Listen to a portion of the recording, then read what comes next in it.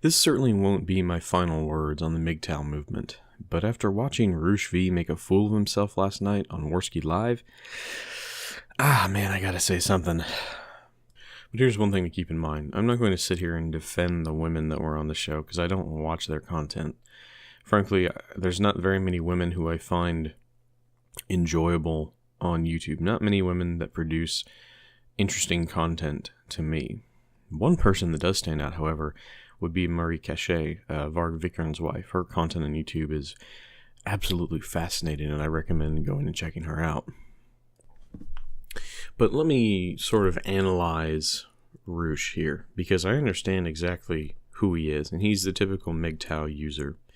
And in his own words, he grew up as a beta male. He grew up with majority woman influence. He had no idea how to find or attract a woman, and he admits this on the show. And it was only until he discovers the PUA/MGTOW/men's rights manosphere that he was able to attract women. And I'll tell you why I think this is toxic. Men who spend their entire lives chasing tail are worthless, essentially. Any decent man can go out there, find a woman, and get together and hook up with them. Anyone with a penis can do it. I'm sorry. It's really easy. Any day of the week, any day of the month, any year, it's always been easy to do. What isn't easy is building yourself up as a man, becoming successful, bending the world to your whim, and attracting a stable woman in order to create a household that is good for the creation and raising of children that will take over your estate and live on with your legacy. This is challenging. This is what men have been essentially made for since the earliest days. But look at people like Roosh. He's the typical MGTOW follower. He's 38 years old. He has nothing to show for himself. He has an empire built on the backs of betas who are looking for a fatherly figure, and he hasn't given it to them. He is so, mentally weak, maybe. I would like to know the answer to Sinatra's question. Who hurt him? Who put him down this path of violent virginity, beta male, soy boy? I hate to use that term unironically, but he has this deep-seated fear and hatred of modern women.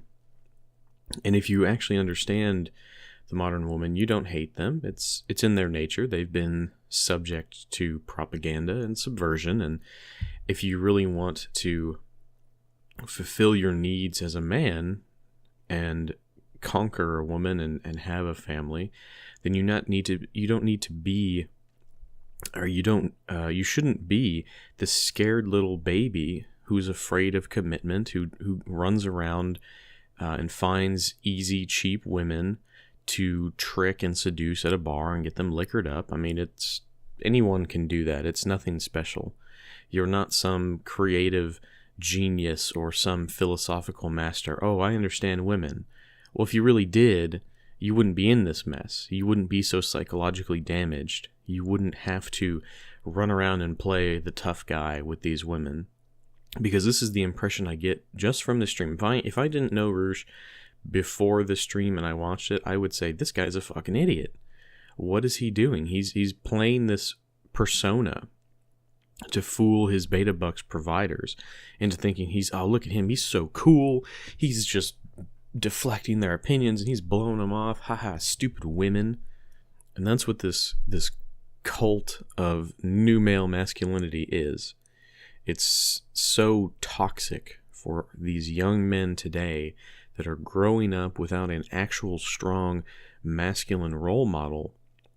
So they go out and they look towards people like Roosh, and he sells them this bullshit. I mean, he's no better than our friendly, greatest ally, best merchant. He's selling them a cure for cancer that's just rat poison. He's not helping these young men find their masculinity again. He's not developing. And these 15 books that he's written haven't done anything for men, as far as I can tell. Sure, you've helped them get laid. So what? Now what? Roosh, you have nothing to show for your life. You've built nothing.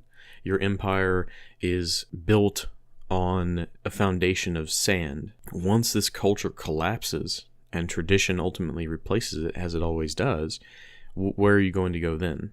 What's your ideology going to be then? Are you going to switch sides? I don't know. That's what a good merchant would do. Let me go back to my pseudo-psychological evaluation of Roosh here for a second. So essentially, there's a reason why he hasn't been able to find a quote-unquote suitable partner for a long-term relationship. It's why he's 38 years old and has nothing to show for it. It's not just that there are lots more low-quality women out there today. It's because Roosh doesn't have anything to offer high-quality women. He has nothing to offer them. He's getting too old.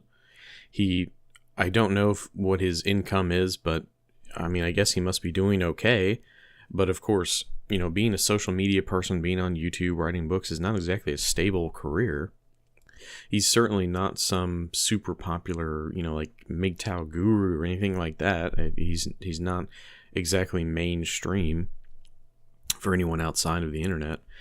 And the things that he has put out there onto the internet and written his books are off-putting for traditional women who are of high quality. High-quality women don't want these insecure, psychologically damaged MGTOW men to raise children with, because in the back of Roosh's mind, there's this innate fear of women and their power of the state or whatever over him.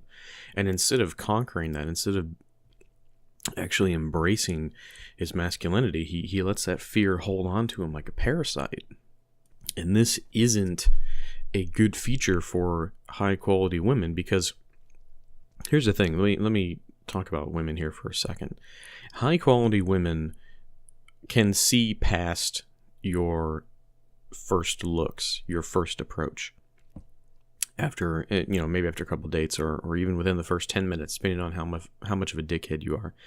But essentially what they're looking for is not just your physical appearance, although it really does matter, but they're looking into who you are as a person. They're evaluating your personality, your attitude, how you view the gender relationship, and they're looking to see if you are mentally stable. And someone like Roosh and many people in the MGTOW community don't come off as mentally stable. They've devoted their entire lives to this, I don't want to say boogeyman because it does exist, but this constant fear of this matriarchal domination of men. And the thing is, men, you don't have to stand for this. You can conquer this in a generation if you wanted to. You could completely change things if you had the balls to do it. But it's the blind leading the blind when it comes to these relationships. Roosh doesn't understand what traditional masculinity and high-quality women are, so he can't give that advice to men. So it's this constant circle of degenerate, low-hanging fruit men who walk around, screeching about the horrors of women and marriage and children and things like this. It's not productive, it's not healthy, and it's not good for the male psyche either. How is it that men are the physically stronger sex, that we can conquer nature itself, but we're unable to control and make changes to the degenerative society that we live in today? Instead of just pulling out and going your own way, why not stick there and make a change? Well, it's because you don't understand what classical masculinity is. You have this caricature in your head. You have this male archetype that's been injected into your brain by people like Roosh and other MGTOW and pickup artist people who say, yeah, it's all about getting pussy. That's it. That's everything. And it's not. And they don't teach you any other values except for that. There are some good things within movements such as the Red Pill. It is a bit toxic at times.